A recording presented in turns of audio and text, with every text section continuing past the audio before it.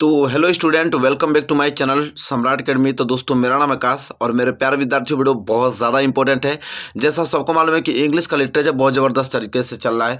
अच्छे तरीके से हम लोग लिटरेचर को कंप्लीट कर रहे हैं। प्रोज के, सप्लीमेंट्री के, पोएट्री के पैसेज और long important, short important question अच्छे तरीके से कवर कर रहे हैं।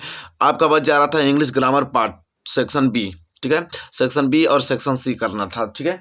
तो सेक्शन सी में लेकर आया हूँ। सेक्शन बी में तो आप लोगों को एप्लीकेशन ऐसे आता है। ये कई वीडियो में एप्लीकेशन ऐसे आप लोगों को बता दूंगा, पूरा कंप्लीट हो जाएगा, ठीक है। और ये आप लोगों का ये जो इंग्लिश सेक्शन सी है उसके हम लोग मोस्ट इंपॉर्टेंट क्वेश्चन करने वाले हैं। और इसमें हम लोग देखेंगे रिवॉर्डिंग सेंटेंस देखने वाले हैं, ठीक है। और बहुत सारे पंक्चुएशन देखने वाले हैं। इसके बाद एक्टिव वॉइस पैसिव वॉइस देखने वाले हैं। फिर नरेशन आपका हुआ है, जिसे डायरेक्ट इनडायरेक्ट बोलते हैं। कंप्लीट द स्पेलिंग हुआ, ट्रांसलेशन हुआ। ये सारे पोर्शन इस वीडियो में आपको कवर होगा, ठीक है। क्योंकि इससे क्वेश्चन तो बनाते हैं आप लोगों का। तो मेरे प्यारे विद्यार्थी, वीडियो को लाइक नहीं किए तो जल्दी से लाइक कर दीजिए। चैनल पर नया है तो चैनल को सब्सक्राइब करके बेल आइकन को प्रेस कर लिए। ये 100% एग्जाम में आएगा। जो मैं बता रहा हूँ आप लोगों को तो फिक्स रहता है कि आएगा ही आएगा।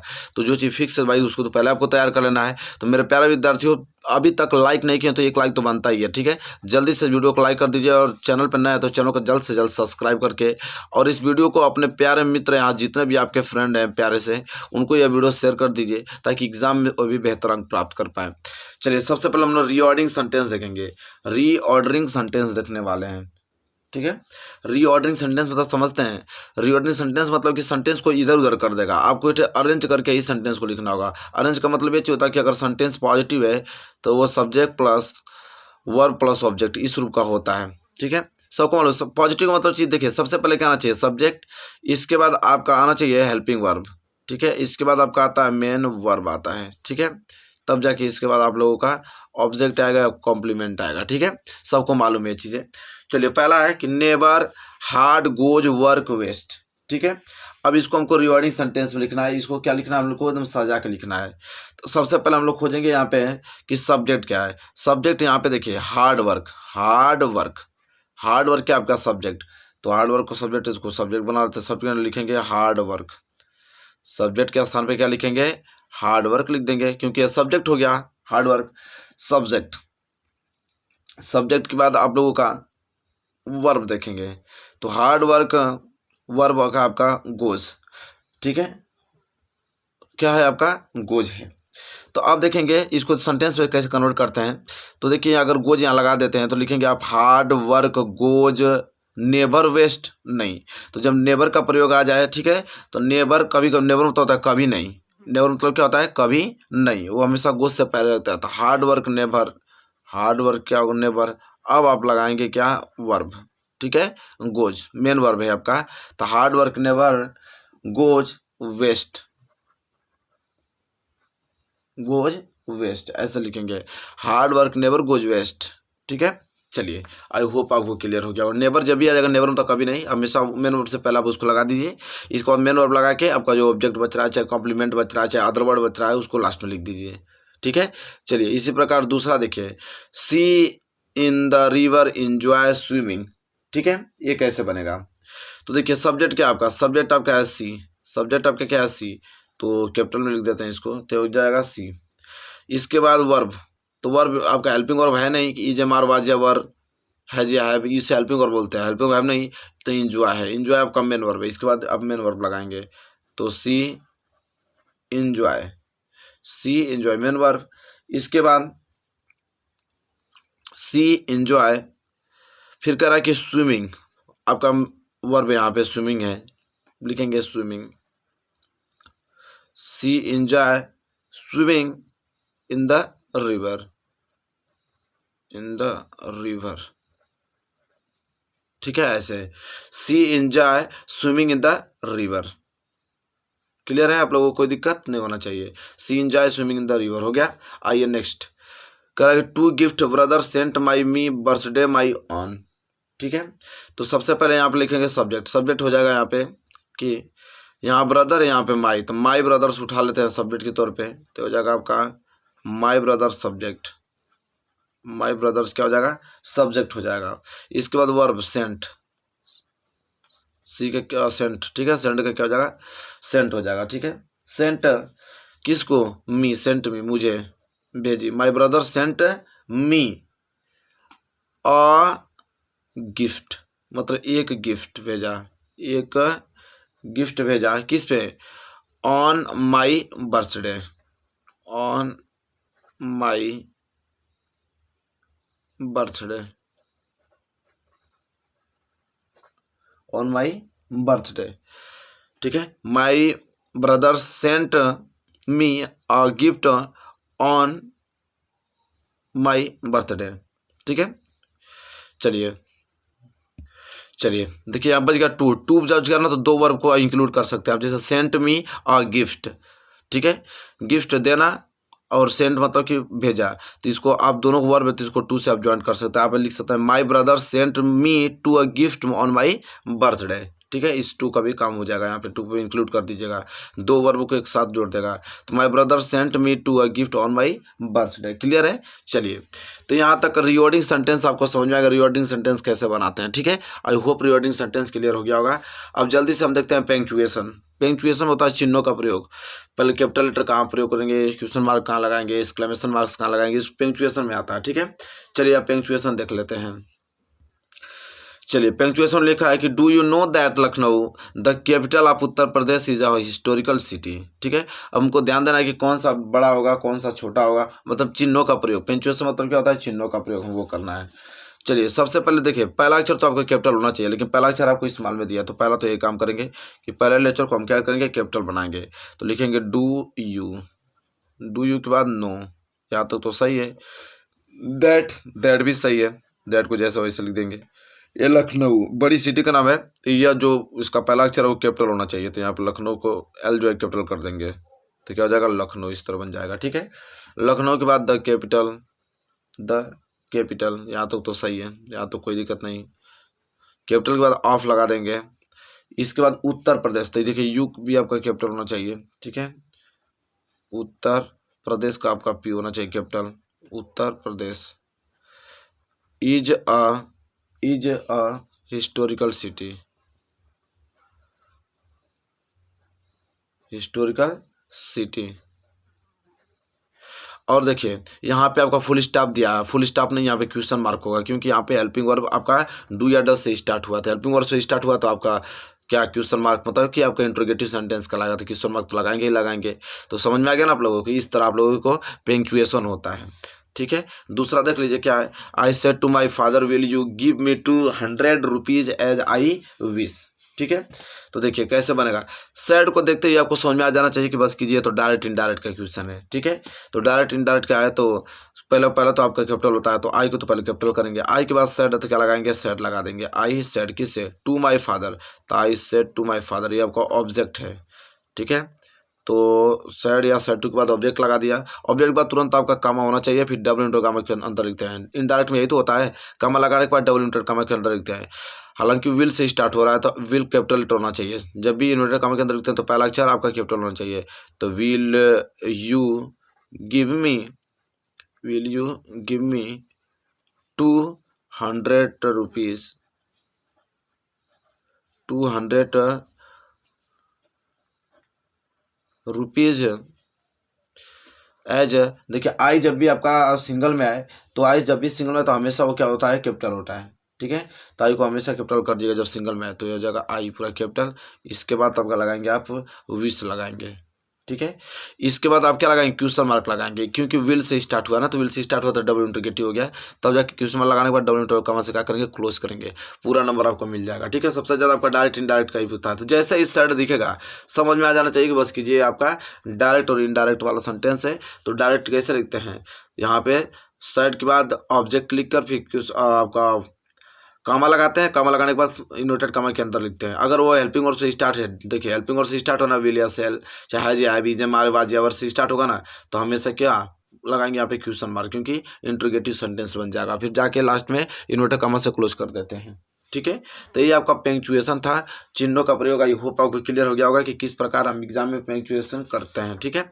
अब हम बात करने वाले हैं कुछ important active and passive voice के बारे में। और यहाँ पे एक्टिव वॉइस पैसिव वॉइस, जिसको टेंस आ गया उसको एक्टिव वॉइस पैसिव वॉइस आ गया, जिसको टेंस आ गया उसको एक्टिव वॉइस पैसिव वॉइस आ गया, समझ लीजिए। लिखा है कि change the flowing sentence into passive voice. जो भी सेंटेंस आपको यहाँ पे फ्लोइंग सेंटेंस दिखाई दे रहा है, सभी सेंटेंस को आपको चेंज करना है पैसिव वॉइस में। चलिए देखते हैं कि पैसिव वॉइस में कैसे आप किसी सेंटेंस को चेंज करेंगे, ठीक है। चलिए सबसे पहले मैं आपको क्वेश्चन बता दूं, कि change the flying sentence into passive voice. लिखा है कि he is helping his brother. इतना ज़्यादा छोटा क्वेश्चन कि आप तुरंत इसको कर पाएंगे। देखिए पैसिव वॉइस में क्या होता है, एक्टिव दिया पैसिव बना, पैसिव में होता है कि इसके ऑब्जेक्ट को इसका क्या बना देना है, सब्जेक्ट बनाना है। तो यहाँ पर लिखा है हिज ब्रदर इसका क्या ऑब्जेक्ट है। अगर इसका ऑब्जेक्ट है तो यह यहाँ पे सब्जेक्ट का काम करेगा। तो पैसिव वॉइस में पहले इसका सब्जेक्ट बनाएंगे तो हिज ब्रदर्स पहले लगाएंगे। क्या लगाएंगे, हिज ब्रदर। ठीक है, क्या लगाएंगे, हिज ब्रदर्स। ठीक है, अब देखिए हिज ब्रदर्स सबको मालूम है कि आपका क्या प्रेजेंट कंटिन्यूअस। तो प्रेजेंट कंटिन्यूअस में इज एम, जैसे इसमें इज एम आर है तो इसमें भी इज एम आर लगता है, ऑब्जेक्ट के अनुसार लगेगा। हालांकि यहाँ पे इज एम आर के बाद यहाँ पे बिंग लगता है, क्योंकि प्रेजेंट जब भी आपका आ जाता है प्रेजेंट कंटिन्यूअस तो प्रेजेंट कंटिन्यूअस का ही रूल रहता है, बस कंटिन्यूअस है तो इसलिए बिंग लगता है। तो ऑब्जेक्ट क्या हमारे पास है, हिज ब्रदर्स आप लोगों का सिंगुलर तो इसलिए क्या लगेगा, इज लगेगा। इज लगने के बाद आपको क्या लगेगा, बिंग। यही नई चीज जुड़ती है, बिंग। कंटिन्यूअस में हमेशा बिंग लगता है। तो his brothers is a being, फिर वर्ब का थर्ड फॉर्म। तो हेल्प का क्या है, हेल्प का वर्ब का थर्ड फॉर्म क्या होता है, हेल्प्ड। इसके बाद बाई, और ही का क्या होता है, हिम होता है। क्या होता है, हिम होता है। फिर आप फुल स्टॉप लगा देंगे। ठीक है, क्लियर हो गया ना आप लोगों को, बताया कोई दिक्कत आप लोगों को नहीं होना चाहिए। He brothers is beings helped by him. ठीक है, चलिए इसके ऑब्जेक्ट, इसके सब्जेक्ट को उसका ऑब्जेक्ट बना देते हैं। तो ही का क्या होता है, हिम होता है। क्लियर हो रहा है, कोई दिक्कत आप लोगों को नहीं होना चाहिए। जैसे मैं I know him very well, I know him very well. तो देखिए नो आ जाता है ना, तो वहाँ पे अब नो के लिए हम बाई का प्रयोग नहीं करते, टू का प्रयोग करते हैं। जब नो आ जाए तो नो के लिए हमेशा टू का प्रयोग होता है। देखिए सबसे पहले करेंगे क्या हम यहाँ पे, देखिए नो आपका वर्ब है, वर्ब के बाद क्या आया, हिम। तो हिम आपका क्या हो जाएगा, ऑब्जेक्ट पहला, और ये सब क्या हो जाएगा, अदर वर्ड। तो इस जब भी दो ऑब्जेक्ट आ जाए, चाहे एक ऑब्जेक्ट आ जाए एक अदर वर्ड आ जाए, तो आप ऑब्जेक्ट जो वर्ब के बाद वाला ऑब्जेक्ट रहेगा उसी को सब्जेक्ट बनाते हैं। तो नो वर्ब है, तो नो के बाद आप क्या, हिम। तो हिम का क्या होता है, ही। तो हिम का क्या हो जाएगा, ही आपका सिंगुलर है इसलिए इज का प्रयोग होगा, ही इज। ठीक है, तो ही इज लगाएंगे वेरी वेल। अब वहाँ पे बीइंग उनका प्रयोग नहीं होगा जब भी नो आ जाए तो he is very well, he is very well. इसके ऑब्जेक्ट को हम इसका सब्जेक्ट बना देंगे। और फिर नो का थर्ड फॉर्म क्या होता है, नॉन। नो का थर्ड फॉर्म नॉन होता है, नॉन के साथ लगाएंगे टू, नॉन टू। आई का क्या हो जाएगा, मी हो जाएगा। जब भी नो आ जाए तभी केस में होता है। देखिए जब भी नो आ जाए तो उसी सेंटेंस में बनाते हैं और टू का यूज करते हैं, बस और कुछ नहीं। ठीक है, उसी से देखिए I know him very well, तो हमने हिम का बनाया ही के साथ हमने इज लगाया, बात खत्म। ही के साथ हमने क्या लगाया, इज। इसके बाद हमने इसको ऑब्जेक्ट को सब्जेक्ट बनाया वेरी वेल, फिर नो का थर्ड फॉर्म नॉन, और टू लगाया बाई की जगह पे, और आई का क्या हो जाएगा, मी। ये तभी केस चलेगा जब नो आएगा तब, अन्यथा बाकी चेंज होता रहता है। जैसे आप लिखा है कि he will finish his work by tomorrow. इसका मतलब क्या है आपका, विल। जब भी सेंटेंस में विल या सेल आ जाए तो आप शुड या वुड में उसको चेंज कर देते हैं, बाकी जैसे वैसे आप उतार लीजिएगा। ठीक है, जैसे यहाँ पे आपका सब्जेक्ट लिखना पड़ेगा। सब्जेक्ट आपके क्या है, देखिए फिनिश आपका क्या है, वर्ब के बाद क्या आया, हीज वर्क। यही आपका ऑब्जेक्ट है, ये सब्जेक्ट का काम करेगा। तो उस सब्जेक्ट को इसका सब्जेक्ट बनाइए तो हो जाएगा हीज वर्क। क्या हो जाएगा, हीज वर्क। अब हीज वर्क के बाद क्या लगाएंगे, यहाँ पे विल। क्या दिया है, विल दिया है, तो विल का विल ही रहेगा, क्योंकि उसी सेंटेंस में बनाएंगे। विल का क्या रहेगा, विल रहेगा। हाँ, हालांकि आपका देखिए ये आपका फ्यूचर है, फ्यूचर इंडेफिनिट। तो फ्यूचर इंडेफिनिट है तो विल के साथ यहाँ बी लगेगा, तो यहाँ बी लगा देंगे हम लोग। क्या लगा देंगे, be. His work will be. Verb का थर्ड फॉर्म फिनिश का क्या होता है, फिनिश का थर्ड फॉर्म क्या हो जाएगा, फिनिश्ड हो जाएगा। इसके बाद हम बाई लगाएंगे, इसके बाद हम क्या लगाएंगे, सब्जेक्ट। तो ही का क्या हो जाएगा, ही का हिम हो जाएगा। इसके बाद लास्ट में जो टाइम होता है उसको उतार देते हैं, टुमारो। टुमारो को क्या हो जाएगा, टुमारो। ठीक है, ये आपका बन गया एक्टिव से पैसिव वॉइस में। क्लियर है आप लोगों को, कोई दिक्कत नहीं होना चाहिए। विल भी इसलिए लगेगा क्योंकि प्रेजेंट इंडेफिनिट का यही रूल होता है। ठीक है, उसका जब पैसिव वॉइस बनाते हैं तो यहाँ बी जुड़ जाता है। ठीक है, बाकी सेम वही रूल रहता है। तो आई होप आपको ये active voice passive voice clear हो गया होगा अच्छे तरीके से मेरे प्यारे विद्यार्थियों। ये डायरेक्ट इनडायरेक्ट रहता तो ये विल किस में चेंज होता, वुड में हो जाता। ठीक है, चलिए अब डायरेक्ट इनडायरेक्ट की भी बारी आएगी धीरे धीरे। अब उसी की बारी आई गया है नरेशन में। ठीक है, अब हम लोग नरेशन देखने वाले, वेरी वेरी मोस्ट इंपोर्टेंट क्या देखेंगे हम लोग, नरेशन देखेंगे। चलिए तैयार हो जाइए नरेशन के लिए। देखिए लिखा है नरेशन में, जो कि वेरी वेरी मोस्ट इंपॉर्टेंट है। जितना भी नरेशन करा सबको तैयार करके आप लोग जाइएगा बोर्ड एग्जाम में, क्योंकि ये प्रश्न बहुत ज़्यादा मोस्ट इंपॉर्टेंट क्वेश्चन में करा रहा हूँ आप लोगों को। तो देखिए पहला है, उसमें बोलेगा एग्जाम में कि change the following sentence into indirect speech. मतलब कि जितना भी सेंटेंस दिखाई दे रहा है आप इसको इनडायरेक्ट स्पीच में क्या कीजिए, चेंज कीजिए। इनडायरेक्ट स्पीच में चेंज करके हल कीजिए। तो चलिए देखिए पहला सेंटेंस यहाँ पे देख पा रहे हैं, लिखा है कि the teacher said to the student why are you not doing your homework, very most important है। तो देखिए सबसे सिंपल करेंगे कि ये आपका इंट्रोगेटिव आ गया, क्या गया, इंट्रोगेटिव। अब इंट्रोगेटिव आ गया तो इसको कैसे चेंज करेंगे, तो लिखेंगे हम लोग द टीचर, क्या लिखेंगे, द टीचर, सेट को मैं लिख सकता हूँ, सेट को किस में, टोल्ड में चेंज होगा, तो the teacher told the student, the teacher told student. इतना तो सभी लोग कर लेंगे, सबको मालूम है कि इतना तो सभी लोग कर लेंगे, ठीक है।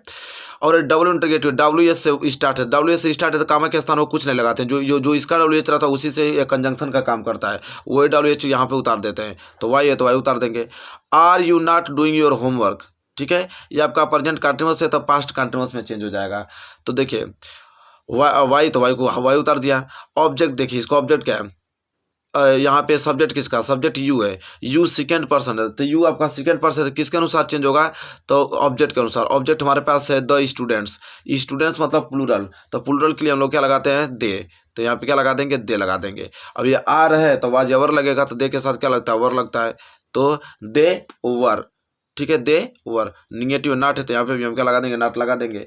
फिर लिखेंगे डूइंग, डूइंग योर वर्क, तो योर है तो योर आपका सेकंड पर्सन है, तो सीधे सब्जेक्ट के और ऑब्जेक्ट के अनुसार, तो ऑब्जेक्ट हमारा द स्टूडेंट है, द स्टूडेंट का हमने दे लगाया, तो दे के लिए अपने के लिए क्या हो जाएगा, देयर हो जाएगा, तो दे के लिए अपने के लिए क्या लग जाएगा, देयर। और इसके बाद होमवर्क उतार दीजिए, होम वर्क बन गया सिंपल, या फुल स्टॉप बना दीजिए।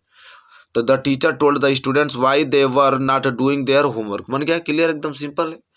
चलिए नेक्स्ट है आप लोगों का दूसरा कि they said to him the servant will not go to the market. देखिए मैंने कहा ना कि जब विल आ जाएगा, अब ये डायरेक्ट इनडायरेक्ट बना रहे हैं, तो विल आ जाए तो उसको हमेशा वुड में चेंज कर देते हैं, बाकी सब कुछ कर देंगे इसी तरह। तो देखिए द सेड टू हिम है तो यहाँ पे दे, अब सेड टू टोल्ड में चेंज होगा, इसलिए क्योंकि यहाँ पे ऑब्जेक्ट दिया है, तो दे टोल्ड हिम, क्या हो जाएगा, दे टोल्ड हिम।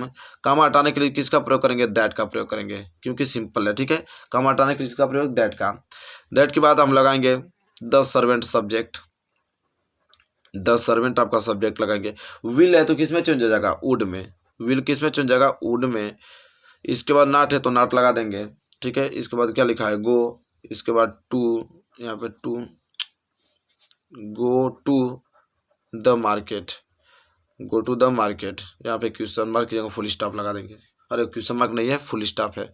तो they told him that the servant would not go to the market, simple बन गया है। तो देखिए इस प्रकार आपको क्लियर हो गया होगा कि डायरेक्ट इनडायरेक्ट के भी क्वेश्चन आते कैसे आते हैं, मतलब सब प्रकार के क्वेश्चन हमने लिया है, एक भी क्वेश्चन आपको छोड़ने वाला है नहीं, उस सारे कैटेगरी का प्रश्न हमने लिया है ताकि आप अच्छे तरीके से इसको समझ पाएँ और अच्छा नंबर ला पाएँ। अब हम देखने वाले हैं कंप्लीट द स्पेलिंग, क्या देखने वाले हैं, कंप्लीट द स्पेलिंग। जो आपका फिल इन द ब्लैंक्स खाली रहता है उसमें ऐसा वर्ड भरना होता है कि जो एक मीनिंगफुल आप लोगों का मीनिंग बनाए, ठीक है, उसका देखने वाला मैं उसको दिखाता हूँ। अभी इसको हटा दो स्लिप को, वो वाला स्लिप लेके आता हूँ। देखिए complete the spelling, complete the spelling मतलब ये आपको खाली स्थान देगा, इसमें ऐसा आपको लेटर्स भरना होगा कि एक इसका अर्थपूर्ण मीनिंग निकले, ठीक है।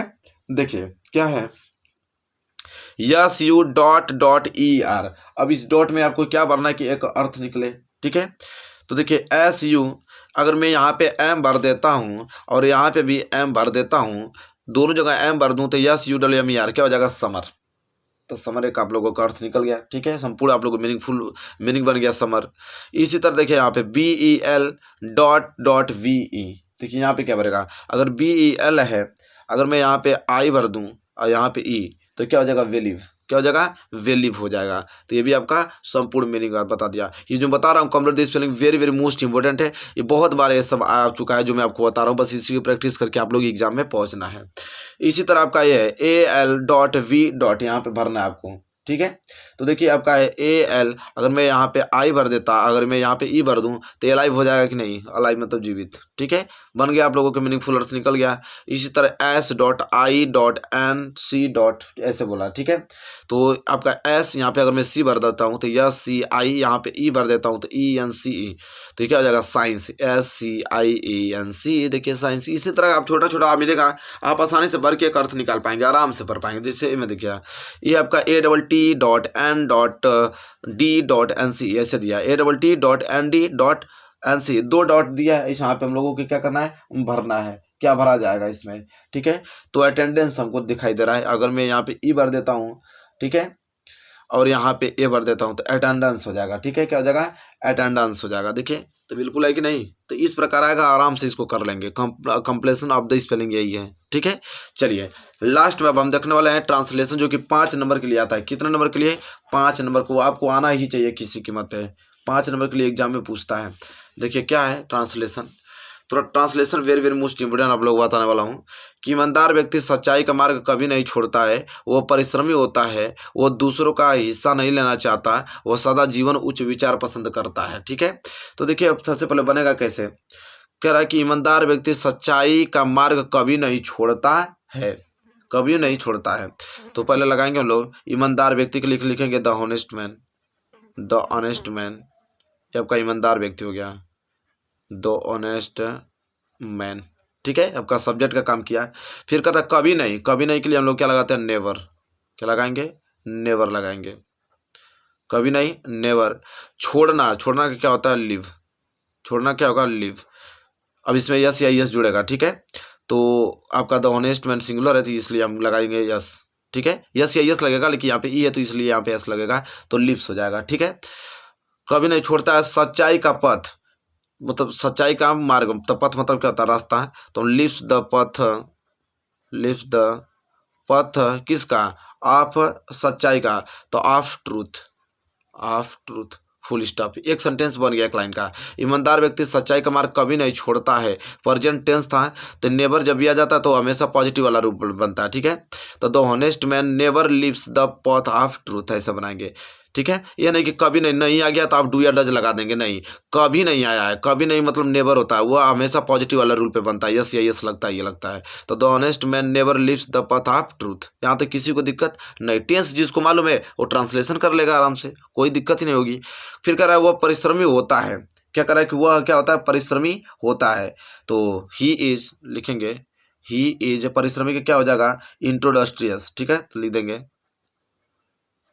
इंडस्ट्रियस, इंडस्ट्रियस, इंडस्ट्रियस मतलब होता है परिश्रमी, ये आपका RI है, लिख लीजिएगा। इंडस्ट्रियस मतलब क्या होता है, परिश्रमी, क्लियर। इसके बाद कह रहा है वह दूसरों का हिस्सा नहीं लेना चाहता है, ठीक है। तो ये हो जाएगा ही नेवर वांट, वांट मतलब चाहना, तो वांट्स हो जाएगा क्योंकि ही है तो यस लगेगा। ही नेवर वांट्स टू, ये भी he never wants to have, देखिए हेल्पिंग वर्ब नहीं है तो हैव आपका हेल्प मेन वर्ब जो है, देखिए मेन वर्ब इसमें ना आते, हेल्पिंग वर्ब भी मेन वर्ब का काम करेगा। तो ही नेवर्स वांट टू हैव अदर्स, दूसरे का, अदर्स शेयर, अदर्स शेयर, इसका मतलब है कि वो दूसरों का हिस्सा नहीं लेना चाहता है। He never want to have others share, वह दूसरों का हिस्सा नहीं लेना चाहता है। फिर क्या, वह सदा जीवन का उच्च विचार पसंद करता है, वह सदा जीवन उच्च विचार पसंद करता है, अभी आपका प्रेजेंट का ही है तो लिखेंगे ही लाइक्स, ही लाइक्स वो पसंद करता है क्या, सिंपल जीवन। तो ही likes simple living, simple living रहना पसंद करता है, सिंपल एंड उच्च विचार, हाई थिंकिंग, उच्च विचार के क्या हो जाएगा, हाई थिंकिंग, हाई थिंकिंग, इस तरह जाके बनेगा। तो बन जाएगा आपका कि he likes simple living and high thinking. तो पूरा का पूरा एक बार देखिए, the honest man never leaves the path of truth, he is industrious, he never wants to have others share, he likes simple living and high thinking, ठीक है। इस प्रकार अगर बनाएंगे तो 5 नंबर आपको मिल जाएगा, ये 5 नंबर के लिए आता है। तो देखिए मेरे प्यारे विद्यार्थियों, सब जितने प्रकार के सेक्शन सी में पूछा जाता है सब कुछ हमने आप लोगों को यहाँ पे बताया है। आई होप अच्छे तरीके से क्लियर हो गया होगा। तो ग्रामर भी आप लोगों को कंप्लीट हो रहा है, प्लस लिटरेचर भी आप अच्छे तरीके से कवर कर पा रहे हैं, तो बहुत अच्छी बात है, बहुत ही अच्छा स्कोर करके आएंगे, मेरा वादा है आप लोगों से। मेरे प्यारे विद्यार्थी, वीडियो आपको कैसी लगी बताइए। वीडियो अच्छी लगी तो प्लीज़ लाइक कीजिएगा, चैनल पर नया तो चैनल को सब्सक्राइब करके बेल आइकन को प्रेस कर लीजिएगा। मिलेंगे आपसे नेक्स्ट वीडियो में, तब तक के लिए धन्यवाद।